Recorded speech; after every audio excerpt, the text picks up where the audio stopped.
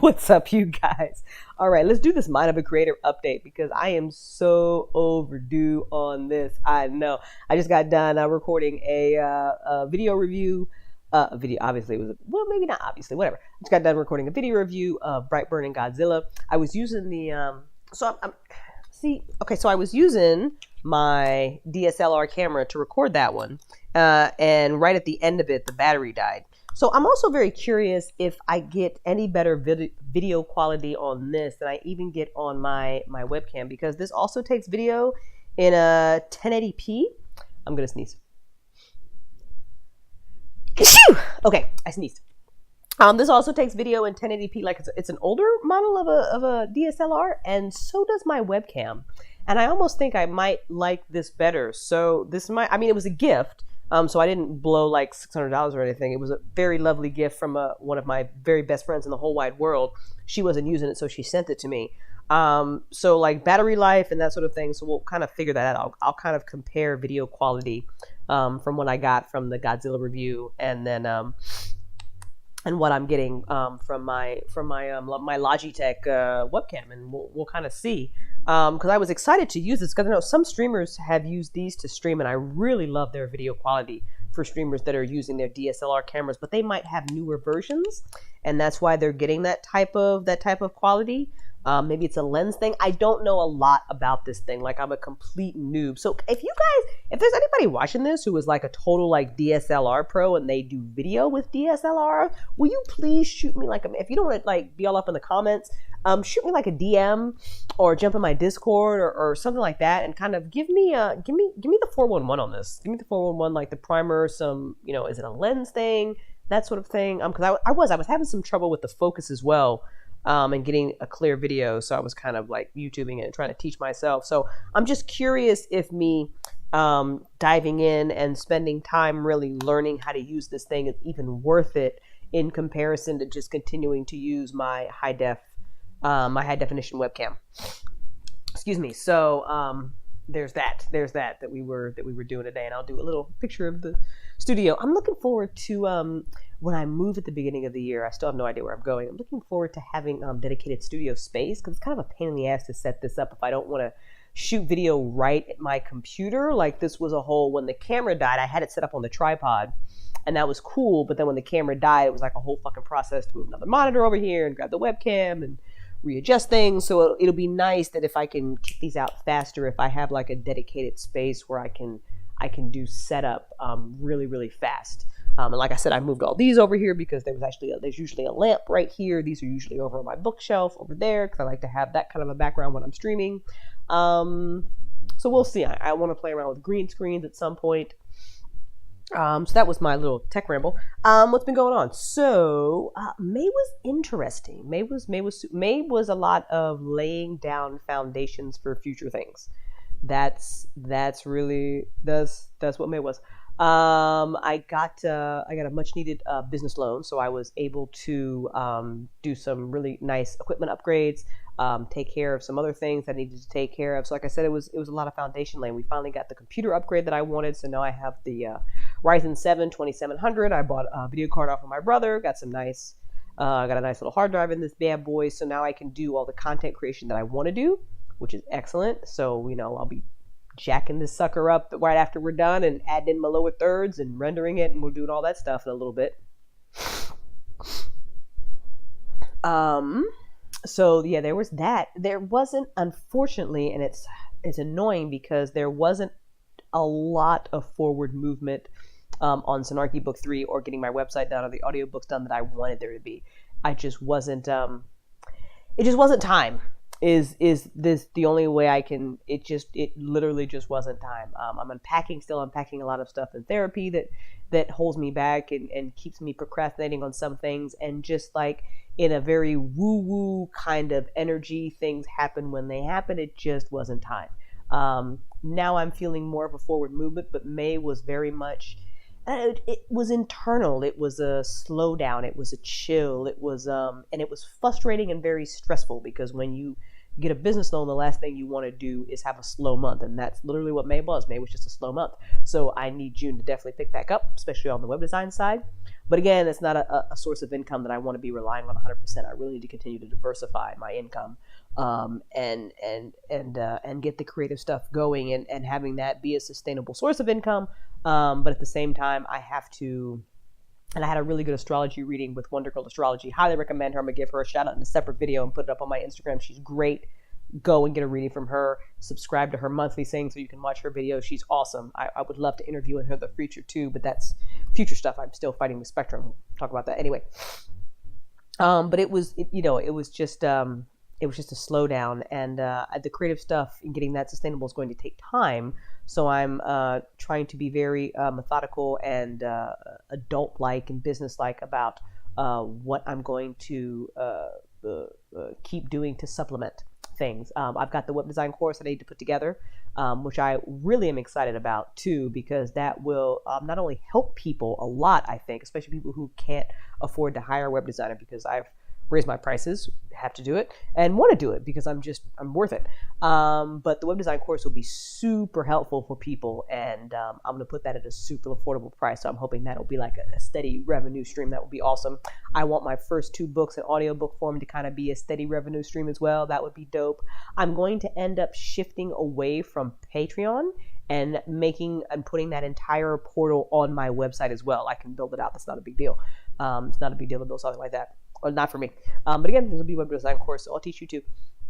So, and I'll be able to kind of get rid of the middleman there. I don't have so many patrons that's going to be a hindrance, and I like it too, because then as far as kind of a social media marketing, or just social media marketing and then marketing in general standpoint, it's a good thing to be able to drive traffic to one funnel, not come to the website and then if you want this additional content, go to this website.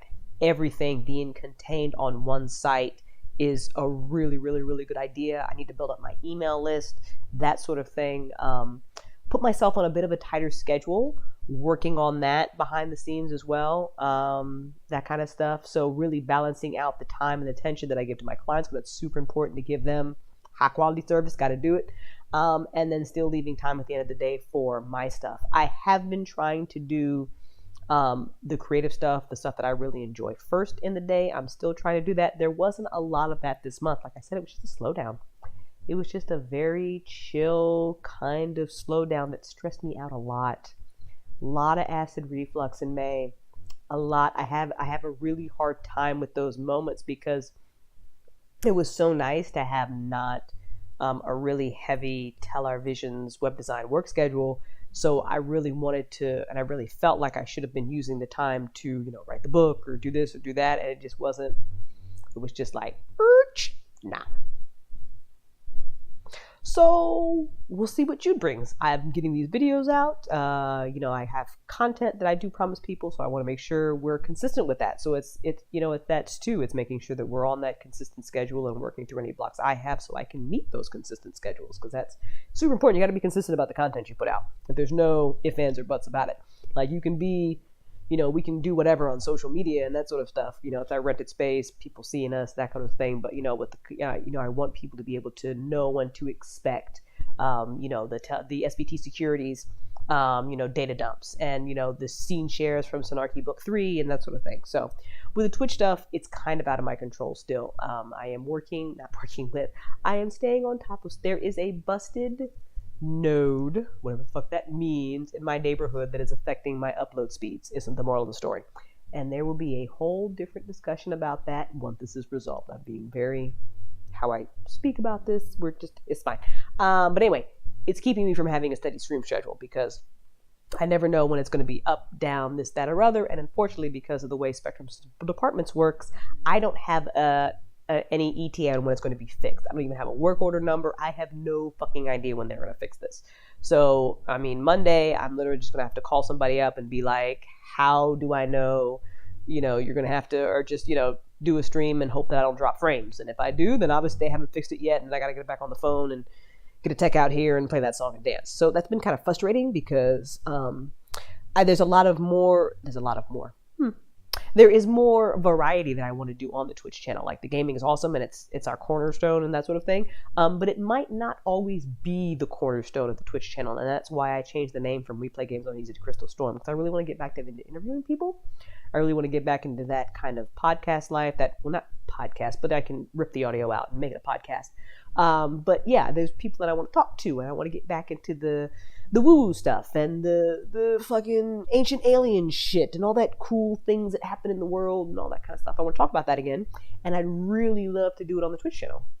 I would really love to start doing those one-on-one interviews back on the Twitch channel. So we'll see. We will see. We will see. I do have some fan fiction writing that I need to finish up as well. As far as the Snarky TV series, it's not dead in the water. That's still going. Where we're kind of at right now is the first episode that I wrote requires a very big budget, because apparently I have a very big imagination. Who knew? Because we're still trying to kind of fund this thing ourselves without like outside sources, because when you take other people's money, then they get a say in your stuff, and really Aaron and I we're not really on that give other people a say life, you know what I'm saying? So that makes things a little more difficult. So what I'm going to end up doing, and I've been kind of brainstorming, is another little short that we can shoot on a super low budget that will hopefully generate some interest in the series, and then we can start going the Kickstarter route. We can do that again. So I have some ideas in my head about that, kind of following an SVT agent, and how I can use that particular scene to do some, not kind of a not a flashback, but maybe a snapshot of some of the scenes that you're going to see in episode 1. You will see in some of the smaller ones that we can do on a low budget. And so to kind of, bring you into the world and immerse you in the story and kind of get excitement going and help us crowdfund to actually shoot that thing, because it's a monster. Episode 1 is a monster. I put it's going to be an hour. I think I need to add some pages to the script. I do believe I need to make that episode about an hour and a half. At least an hour it's got to be. And it's a big one. We need helicopters and a lot of extras and an island and maybe some fucking tanks. And that's just on the human side. I need some alien costumes and a spaceship and some stuff. And then there's a whole 1920s set that there needs to happen. And we need some fucking cars. And so, yeah, it's a big one. Like, the first episode is big, but I love it. Like, even Aaron said that he didn't want to change anything inside of it, because it really... It's Snarky. It takes you. It's a gut. It's going to really take you into that world and let you know what kind of world you're in. And really, I like it and I've probably written episode 1 100 fucking times. Like, I'm not even kidding. Like, it was so hard for us to figure out where we wanted to start this thing. We thought it was going to be a movie, and then it was back to a TV show, and then we thought about a movie again. So this thing has been through so fucking many iterations, guys. Like, I cannot even tell you how many fucking iterations we've gone through with the script, and I'm finally like really happy with this one. I really like this. I feel like this one's really good. Some minor tweaks I gotta add. Like I said, I gotta add some more pages or whatever, but I feel like this one really gives you a sense of the world, and so it can't be anything that other than what it is. But we need the budget for it. So if we shoot this little teaser, if I can make that interesting and we can get some good actors and shoot that on a low budget, then maybe we can go the Kickstarter route. So that's kind of where we are with that. I'll just finish book 3 and I'll make a fucking $1 million and I'll just fund that shit myself. You never know what's gonna happen. You never know. You never fucking know. But yeah, that's where we're at. That's where we're at, guys. So I'm hoping to have, when I set deadlines for my clients, like, on point. Like, if I tell my client I'm gonna have a thing done by a thing done, like 9 times out of 10, that's just the type of service. So when I set a deadline for myself,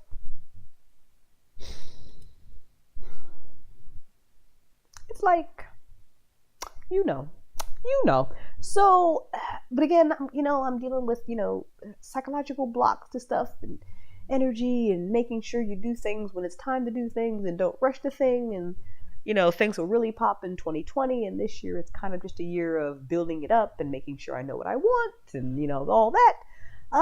So I'm trying to do things slowly and methodically and giving things space to happen when they're supposed to happen, but at the same time not be lazy, if that makes sense. You gotta, it's like it happens when it'll happen, but I'm trying to at least put in the work so it will happen. If that, so that's kind of where we're at with that. So I would like to get back to writing. The anxiety hasn't been bad at all. I mean, stress level's been pretty bad this month, but that was literally just because it being a slow month made me really nervous and brought back old fears and that sort of thing. So I'm hoping June really picks up. So I needed to. Like, there's no if and a but. Like, June has to pick up, and unfortunately that might mean that I have to spend more time on the web design side of things that I like. But it is what it is. That's where we're at. So we'll see. I definitely want to spend some more time writing. I love doing these videos and the book review videos and the Twitch streaming. So I'm just trying to put everything cohesively together. I'm in a house that is under construction and it's a bit messy, and I'm just waiting for it to be finished. That is the analogy. That is it. But everything else, it's good to go. Health stuff is kind of the same. Eating is annoying. Eating has consistently been annoying. I'm gonna go get a second opinion from another doctor, actually, just to make sure the thing that my other doctor said was wrong with me is really the thing that's wrong with me. And if I'm just gonna have to deal with acid reflux until the sarcoidosis goes away, or until I can afford to get rid of these uterine fibroids, and I know they're affecting something. So I don't know. I'm kind of stuck in like a loop with that. That's 24/7. My pain isn't as bad. That's literally kind of dependent on what I eat.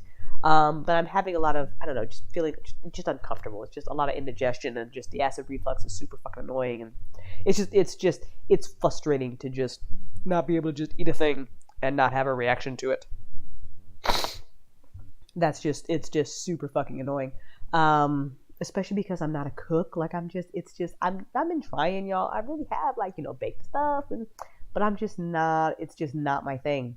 So I've been eating out a lot. Not like bad eating out, trying not to be bad eating out, but I kind of think that that's not really agreeing with me so much either, and might be setting off some other symptoms. So, but then when I cook for myself, I my stomach doesn't seem to really like that either.